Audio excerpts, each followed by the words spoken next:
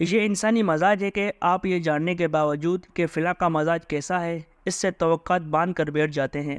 یہی دیکھ لیں گے نواز شریف سے میں یہ توقع رکھ کر بیٹھا تھا کہ وہ اپنی شکست تسلیم کر کے اپنا سیاسی قد بڑا کریں گے۔ 2007-8 میں پہلے بھی ان سے جڑی میری توقعات ٹوٹی تھیں اور اب بھی پھر ٹوٹی ہیں۔ یہ ذہن میں رکھیں کہ نہ پہلی دفعہ نواز شریف کا قصور تھا، نہ ہی اس بار قصور، اگر ہے تو میرا ہے۔ مجھے انہوں نے پہلے کہا تھا، نہ اب کہا کہ مجھ سے امیدیں باندھ کر بیٹھ جاؤ۔ مجھے اکثر اپنے گھر میں بھی یہ طعنا سننا پڑتا ہے کہ تم لوگوں پر جلدی بھروسہ کر لیتے ہو اور پھر بعد میں دکھی ہوتے ہو۔ میں جواباً کہتا ہوں کہ ہم انسان معاشرتی جانور ہیں، ہم نے ایک دوسرے سے ملنا ہے۔ اب ایسا بھی کیا کہ ہر بندے پر شک کرو اور اس سے دور ہو کے کبھی یہ بندہ کوئی غلط حرکت کر دے گا۔ ہاں، جب وہ کچھ غلط کرے گا تو میں خود ہی اس سے دور ہو جاؤں گا۔ اس سے قبل اس سے اچھائی کی امیدیں رکھیں اور اس سے اچھائی سمجھیں۔ یہ بھی کیا کہ ہر انسان کو شک کی نظر سے دیکھو۔ سیاستدان انسانی نفسیات کا فائدہ اٹھاتے ہیں اور ہمارا اعتماد جیتنے کے لیے لمبی لمبی چھوڑتے رہتے ہیں اور ہم ان پر یقین رکھتے ہیں، مگر وہ موقع ملتے ہی داؤ لگاتے ہیں۔ اس لیے ٹویٹر کے مالک ایلون مسک نے پچھلے دنوں ایک ٹویٹ کیا کہ اگر آپ اپنے لیڈر کی ہر بات پر یقین کرتے ہیں کہ وہ جو کچھ کہہ رہا ہے سب سچ ہے، تو آپ ایک بیوقوف انسان ہیں۔ دنیا بھر میں دیکھا گیا ہے کہ لوگ کی اکثریت اپنے سیاسی حکمرانوں اور پارٹیوں کی بات پر یقین کرتے ہیں کہ وہ جو کچھ کہہ رہے ہیں وہی سچ ہے۔ ایلون مسک ٹھیک کہہ رہا ہے کہ پھر آپ بیوقوف ہیں۔ بھٹو صاحب کے حوالے سے ایک بات کہی جاتی ہے کہ وہ اقتدار سے رخصتی کے بعد کہیں جا رہے تھے کہ ایک جگہ مجمع میں پھنس گئے۔ لوگوں نے بھٹو صاحب کو دیکھ کر انقلاب کے نعرے لگانے شروع کر دیے۔ اس پر بھٹو صاحب نے کار میں موجود اپنے ساتھیوں کو کہا، آپ اور ہم انقلاب لانے کے بارے میں سنجیدہ ہیں یا نہیں، لیکن یہ سب لوگ تیار کھڑے ہیں۔ اس سے اندازہ لگا لیں کہ جو لیڈر انقلاب کے نعرے لگا رہے ہوتے ہیں وہ خود انقلاب کو کس نظر سے دیکھتے ہیں۔ عمران خان کو دیکھ لیں کہ اقتدار سے باہر کیسے نعرے لگاتے تھے اور پھر کیسے سب کچھ اس کی الٹ کیا۔ ان کا نام ہی یو ٹرن خان پڑ گیا۔ یہی حال نواز شریف کا ہے۔ لندن میں تھے تو دن رات پاکستان میں نئی شروعات کا نعرہ لگاتے تھے، بار بار بتاتے تھے کہ اب وزیر اعظم بن کر کیا کرنا ہے۔ ان کا کہنا تھا کہ میں 2 دفعہ پہلے بھی وزیر اعظم بن چکا، اب کی دفعہ آپ دیکھنا کہ کیسے پرویز مشرف کی باقیات کا صفایا ہوگا۔ پھر وطن لوٹ کر سب سے پہلے زاہد حامد کو الیکشن میں ٹکٹ دے کر اپنا وزیر بنایا، جو مشرف کے وزیر قانون تھے، جو یہ کہتے تھے کہ اب وزیر اعظم بننے کی خواہش نہیں۔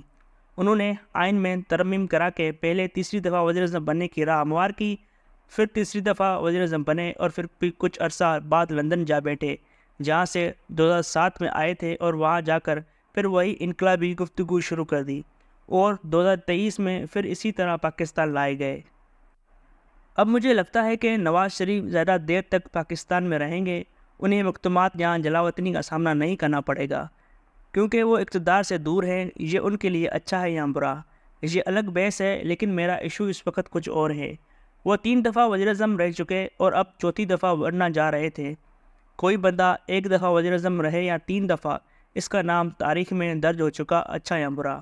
اندرا گاندھی 3 دفعہ وزیر اعظم بنی، بینظیر بھٹو 2 دفعہ، مارگریٹ تھیچر 3 دفعہ، نواز شریف بھی 3 بار۔ تاریخ یا مورخین نے انہیں وزیر اعظم ہی لکھنا ہے۔ جب آپ 3 دفعہ وزیر اعظم رہ چکے ہوں تو آپ کو اپنی سیاسی وراثت کا سوچنا پڑتا ہے۔ نواز شریف کی سیاسی وراثت کیا ہوگی؟ یقیناً ان کے حامی کچھ اور بتائیں گے، مگر مورخین کچھ اور لکھیں گے۔ اگر نواز شریف اپنی شکست تسلیم کر لیتے تو ان کا سیاسی قد اونچا ہوتا یا چھوٹا؟ ایک سیاستدان کے لیے الیکشن میں شکست عام بات ہے۔ باقی چھوڑیں، ونسٹن چرچل جس نے برطانیہ کو دوسری عالمی جنگ میں فتح دلائی تھی، وہ بھی جنگ کے بعد الیکشن ہار گیا تھا۔ اندازہ کریں کہ جس وزیر اعظم نے برطانیہ کو شکست سے بچایا، لوگوں نے اسے دوبارہ وزیر اعظم نہیں بنایا۔ اس کے برعکس مسٹر اٹلی کو وزیر اعظم بنا دیا گیا، جو اپوزیشن لیڈر تھا۔ تاہم چند برس بعد چرچل الیکشن جیت کر دوسری دفعہ وزیر اعظم بن گیا۔ ہمارے خطے کی مثال دیکھنی ہو تو اندرا گاندھی کو دیکھ لیں۔ وہ نہرو کی بیٹی تھی اور پھر اس نے 1971 کی جنگ کو لیڈ کیا اور اپنا مقصد حاصل کیا۔ اس کے باوجود وہ 1977 کا الیکشن ہار گئیں۔ 2-3 سال بعد دوبارہ الیکشن ہوئے تو جیت کر وہ تیسری دفعہ وزیر اعظم بن گئی۔ یوسف رضا گیلانی سابق وزیر اعظم ہو کر بھی 2018 میں ملتان سے الیکشن ہار گئے۔ اس سے پہلے 1990 کی دہائی میں ایک دفعہ ملتان سے یوسف رضا گیلانی نے نواز شریف کو بھی ہرایا تھا۔ 1988 میں پیر بغیر جیسا بندہ پیپلز پارٹی کے ایک عام ورکر سے ہار گیا۔ مطلب یہ کہ ہار جیت تو سیاستدان کی زندگی کا حصہ ہے۔ کیا فرق پڑتا ہے کہ نواز شریف اپنی شکست قبول کرتے جیسے چرچل، اندرا گاندھی یا یوسف رضا گیلانی نے کی تھی۔ الیکشن کی رات وہ وکٹری اسپیچ نہ دے سکے کہ انہیں لگا وہ الیکشن نہیں جیت رہے، مگر اگلی دن منت تلو سے انہیں واپس لا کر تقریر کرائی گئی۔ خود نواز شریف کو بھی پتا تھا کہ ان کے پاس سیاسی اور اخلاقی وکٹری نہیں ہے۔ وہ 2 سیٹوں سے لڑے اور کہا جا رہا ہے کہ لاہور والی سیٹ انہیں جتوائی گئی تاکہ انہیں پشیمانی نہ ہو کہ لاہور ہی نے انہیں ریجیکٹ کر دیا۔ نواز شریف 1999 سے 2013 تک وزیر اعظم نہیں تھے، بلکہ پارلیمنٹ میں بھی نہیں تھے، مگر پاکستان چلتا رہا اور ان کی اپنی زندگی بھی چلتی رہی۔